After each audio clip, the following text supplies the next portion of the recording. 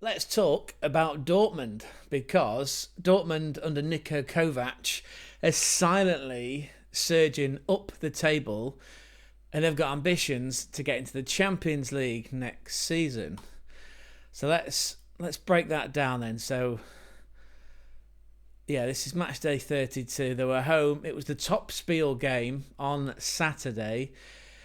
Here we are, as your starting lineup. Borussia Dortmund playing a familiar 3-4-2-1 with Gregory Kobel in goal as captain, because no Emre Can in the starting lineup. A back three of Rami Bensebaini, Voltemir Anton and Nicolas Soule, the double fridge. And midfield four, really with wing backs on either side. In young Swede Daniel Svensson on the left. Julian Ryerson, what colour hair this week? The Norwegian on the right. The two in the middle holding the midfield, holding the team together if you like. Felix Umcheka, interesting. He was going against his brother, Lucas Umcheka. We'll come on to him soon. Pascal Gross, the defensive midfielder, again playing alongside Felix Umcheka. Then there's that attacking trio of Jamie Gittens. Rumours are he's going to be heading back to the Premier League in the summer. We'll feature that in our daily transfer talk soon. Jamie Gittens alongside, yes, Gonzo, one of his favourites, Julian Brandt, the number 10. And up front, it's the African goal-scoring sensation, Sehrou GUIRASSY. So that's Dortmund. We look at Wolfsburg, who at the time, at least going into and during this game, were being managed by the Alpine Klopp. That is Austrian, the big burly Austrian, Ralph HASENHUTTL. So 3-3-2-2, that's an interesting formation. One for Zealand to get his head around. With Kamil Grabara in goal. Now, we looked into this as to why he's dressed as a Phantom of the Opera cosplay. Now, it turns out that Grabara, he suffered concussion and a bleed on the brain in a game for Huddersfield Town. And again, step back slightly. He was signed by Liverpool in the late, 2017-ish, 2018, or maybe 2016, actually. Signed by Liverpool, came from Poland, was out on loan at Huddersfield, who were at the time being managed by Danny Cowley, and then he suffers this brain concussion and the bleed on the brain in an away game at no other than Hull City, and again they did win 2-1. So he's been wearing that head mask, I think, on and off ever since. So anyway, the Polish Kamil Grabara, Phantom of the Opera in goal. You got a back three of Koulirakis, Denis Vavro, and Julian Fischer. Another three in front of them with Joachim Mailer and what's his name? Something Vrank. Well, we call him Adam Vranks, but it's a wicked name, isn't it? Asta Vranks. There you go. So I come down to that again. Asta Vranks. He's good on FM24, by the way. Asta Vranks in midfield. Skov Olsen. Is it Robert Skov Olsen? I was going to check because it's going to bug me. Andres Skov Olsen, there you go. name check. That's that three. And then you got Patrick Wimmer with his hair tied back on the left. You've got, it begins with a B, doesn't it? Bent, that's it. Bent Stardai. They've got some wonderful names at Wolfsburg. Bent Stardai alongside Patrick Wimmer. And then two up top. You got the little Portuguese Tiago Tomas with that sensational facial hair. Makes him look like he's a lion tamer out of a 1930s circus. He's playing up front alongside Felix Umcheka's brother, Lucas. And he's very hench. Anyway, there you are. There's your two lineups, and that was the result. It was like, oh God, they broke my bell then. Clap that in. Borussia Dortmund, a 4-0 resounding home win. The goals, by the way, I could just jump around to this data point. I mean, Julian Brandt is being credited with an assist for that first goal, which is pretty cheeky, and it was early on, right? It's like 2 minutes 56 seconds, so we'll call it in the third minute. It was a ball that the fridge, Nicolas Soule, for some reason had come way out of out of his territory on into the Wolfsburg half. He plays the ball along the deck into the middle. I think it does stroke Julian Brandt's foot, almost megs him, and it ends up with Guirassy, who sort of jinxes his way into the area, and he feigns to go right. Doesn't quite need to go around the keeper because old Phantom of the Opera dives, and this seems to be a feature, and I've noticed this over the last few weeks with him, bless him, that he goes down far too easy. He doesn't stay on his feet, doesn't make himself look big. Well, again, let's give it credit then to Guirassy, because Grabowski falls for the feint. He dives one way, and then Guirassy just takes another pause and then strokes the ball down the middle for 1-0. That was early on. 1-0 became 2-0, but that wasn't until the hour mark, and this was a trademark routine between Pascal Gross and Sehrou Guirassy. There was a game, I want to say match day 29. Could be wrong, could have been 27. Anyway, Dortmund at home at the Westfalen smashed the Berlin wall of Union Berlin 6-0. In that game, Sehrou Guirassy got 4 goals and Pascal Gross got 4 assists. And ever since that game, there seems to be this routine of Pascal Gross will pick up the ball wide on the right of the box, and actually, to his credit, Julian Brandt was involved in the build-up. Yeah, he managed to drag a defender out wide with him, pulled the ball back into the edge of the sort of 18-yard box, and because he's a very intelligent player, Pascal Gross went to pick up that ball, and he sort of turns to go back to his own goal, and then does a classic Cruyff turn, but it looked like it was telegraphed. If you've seen that Johan Cruyff goal from the 70s, that Cruyff turn from the 70s, if you haven't, go and check it up on YouTube. Ask Jeeves or ask your friends to recreate it on the park. Pascal Gross. Yeah, bit of skill. Cruyff turns the defender. I believe it's Koulirakis who's like, what's going on? Pascal Gross then takes it to the byline, plays it back with a bit of pace along the floor, and Guirassy sort of twists into his right, bends his foot around it, and the ball ends up in the bottom left-hand corner of Grabowski's goal for 2-0. Not much you could do about it, really. There were some substitutes. Karim Adeyemi, the lightning bolt with his disco Funkmeister hair. Looks like almost the mirror image, isn't it, of Serge Gnabry. Anyway, Adeyemi came on for Jeremy Gittins, and then he absolutely turned the game. And this is a pattern, really, that Dortmund seem to score quick goals in games to absolutely put it beyond reach of the opposition. Adeyemi came on in the 69th minute. On the 70th minute, there was like a truckload of changes because obviously 2-0 down. Old Alpine Klopp, HASENHUTTL was probably feeling the pressure because going into this game, Wolfsburg was 7 games without a win. That included 5 losses and 2 draws. So the pressure was really on. So he sent on Jonas Wind, Mohamed Amoure. He's only pint-sized, isn't he? He came on along with Lovro Maja. That's a very attacking intent there from Wolfsburg. It didn't matter though because Julian Brandt picked out Karim Adeyemi in the 73rd minute, and he basically just bulldozed his way into the box and less than 6 yards out, smashed the ball again. Well, Phantom of the Opera dived the wrong way, but Adeyemi smashed the ball into the right of the goal. That was the 3-0, and that became 4 very soon after, within 4 minutes. So the 73rd minute, Julian Brandt involved again. Actually, it might have been Ben Sebiani that set up Adeyemi for the last goal. In fact, yeah, it is. It's credited. And Julian Brandt now, again, there was a 1-2, 1-2-3. 1-2-3. To me, to you. Chuckle Brothers type move between Brandt and Adeyemi. And again, he just sort of forced his way into the box and lashes the ball home for 4-0. There was more substitutes for HASENHUTTL, as there was for Dortmund. Like the likes of Kanu. Chuck Wemmicker came on for the Sehrou Guirassy African goal machine. And there was a return for Marcel Sabitzer. Yeah, he picked up an injury, 3 or 4 games ago in a 2-0 defeat away to Leipzig. But yeah, Sabitzer came on for Pascal Gross for about 8, maybe 9, 10 minutes. In fact, into injury time. And then the curtain came down. Dortmund win the game 4-0.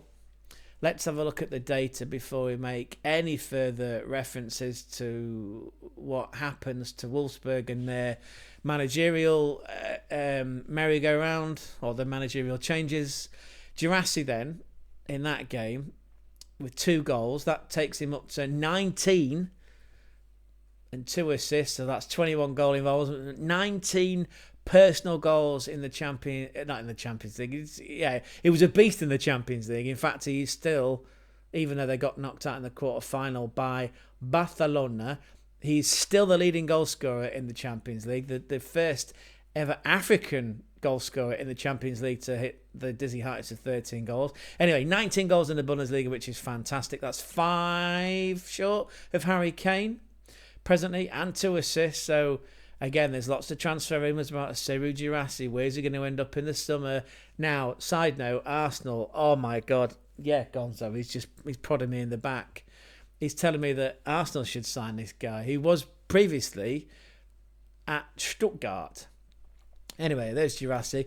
Pascal Gross with another assist in that game. So that's 9 assists for him in the Bundesliga. 11 in total, because he was 2 in the Champions League. Julian Brandt, what another impressive performance he put in. No goals, but again, 2 assists. So that takes his tally to 8 assists in the Bundesliga this season. 5 in the Champions League, so that's 15 in total, along with his 4 goals in the Bundesliga. So, he does take a lot of flack, Brandt, but under Kovac, he seems to be flourishing. And then Karim ADEYEMI then, again, came on as a sub this time. In fact, he's made 8 sub appearances so far this season. Under Kovac seems to have, I know he's a bit hot-headed, but Kovac seems to wind him up and sort of let him go. That's 6 goals now in the Bundesliga and 5 assists. So that's 11 goal involvements this season for Karim ADEYEMI, which is absolutely fantastic. Now, what's the impact on Wolfsburg? Well, as a result, and to be fair, we've called this out in previous videos, it was a case of when, not if, HASENHUTTL was going to be sacked. And again, as you can see it here, Wolfsburg have parted ways with head coach in the wake of Saturday's 4-0 defeat to Dortmund, a result that saw the Wolves stuck in 12th place on an 8-match winless run. So yeah, 6 losses and 2 defeats in their previous 8 games, which is a shame, right? And I was looking into this, that at one point in the season, in fact, on 2 different spells, 1, 2, 3, 4, 5, 6, they've gone on 6-game unbeaten runs, which included 4 wins in a row. That was November sliding into December. Again, in Germany, in the Bundesliga, they break the season into half to take account the adverse winter conditions. Very clever. The Premier League, with all its cash, you might want to consider doing that. Anyway, November into December, 6-game unbeaten streak, 4 straight wins. They come back in the new year. Bish, bash, bosh. There's 2 wins. All right, they lose to Bayern Munich, but that's probably a result that HASENHUTTL would take on the chin. Then they go on a 3, 4, 5, 6, 7-game unbeaten run. A lot of draws, I must admit. And then they are where they are presently. And again, I've clipped this before. I've kept my receipt. That's to quote Philly from the Fussball Bros USA.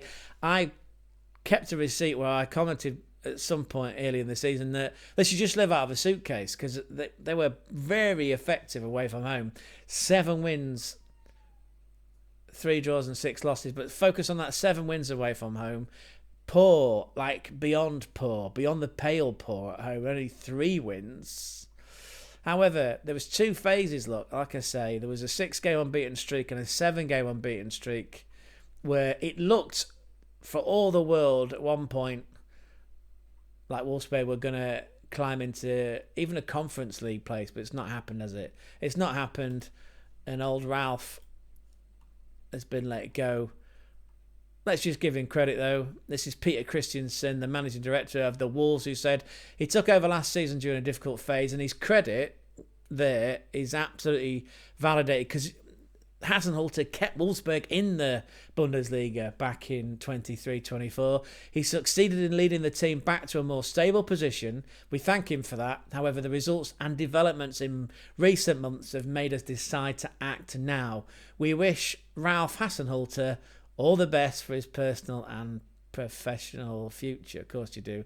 And it means that he leaves them having managed 44 games. Yeah, so HASENHUTTL managed the Wolves. Oh, for 44 games, he achieved 17 wins, 9 draws and 18 losses, 60 points and a points per match ratio of 1.36. Now, what's interesting is that the guy that beat him, the guy managing Dortmund, was Niko Kovac, who also managed Wolfsburg in a previous life, but a couple of 10 years ago. 66 games in charge for Niko Kovac, 23 wins, 17 draws, 26 losses, which ultimately is why he managed to, he bit the bullet and managed to blot his copy sheet. Yeah, they did score 99 goals, but they conceded 96. So a very seesaw tenure for Niko Kovac.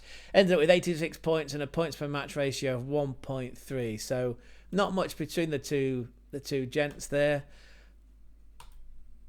which is fascinating. And Wolfsburg, to see out the season, have got, everyone's got 2 games left, right? They've got to host Hoffenheim at the Volkswagen Arena. That's coming up this weekend, and then they're away to Mönchengladbach. So even though Wolfsburg's season is done, they're not in the DFB Pokal, there was no European football, there hasn't been for quite a while, they could disrupt Mönchengladbach's attempt with Tim Kleindist, Instagram-friendly Robin Hack and Rocco Reitz, as they look to try and get into Europe next season. So they could spoil that party. I wanted to touch on Dortmund as well. In their last 2 games, they've got to go to Leverkusen to get a result. Of course, Leverkusen, they had to relinquish the Meisterschale to Munich over the previous weekend because they couldn't manage a win. They did manage a draw, as we've covered quite frequently. Leverkusen did a Leverkusen on Freiburg and came out with a 2-2 draw. That 94th minute equalising goal off Jonathan Tah's back. Jonathan Tah, is he going to Real Madrid? Is he going to Bayern Munich? We'll cover that in the daily transfer talk at some point. Anyway, Leverkusen could quite well spoil Dortmund's plans for getting into Europe in matchday 33. And then Dortmund host Holstein Kiel on the last day of the season. Kiel will be, they could well be down by that point. It just depends. Depends how Kiel get on this match day. Coming up on match day 33. So it's going to be a very interesting weekend ahead. But when all said and done, look at that kit, by the way. Check that out. They might be, they're not managerless, Wolfsburg, because they have, where's it gone? They have appointed the under-19 coach, Daniel Bauer, here you go, on an interim basis until they find an ultimate successor. But look at that kit. There's Maxi Arnold. There is Mohamed Amoure. That's a beautiful away kit. And the only other notable outcome of that game was an outrageous attempt at an overhead kick goal by Mohamed Amoure in the 75th minute, which, depending on where you were sitting in the ground, if you were in with the ultras, it probably looked as if it went in. It hit the side net, and it was outrageous effort for a goal. But with that kit, all is not lost this season. What do you think of that kit? What do you think about Ralph HASENHUTTL, the Alpine Klopp, being fired? And Dortmund, are they going to make it in the Champions League? You know what to do. You know the drill by now. Let us know in the comment section down below. And I'm going to sign off here. Thank you for your support. Thank you for sticking by me. Please like and subscribe. I do this full time. It's not a vanity play, but it's a plea to help me, to help you, to find other people, the like-minded people that love the Bundesliga and football, and just let me know that you're enjoying this content. Anyway, we're going now. Back soon with another video. Ciao, ciao, ciao for now.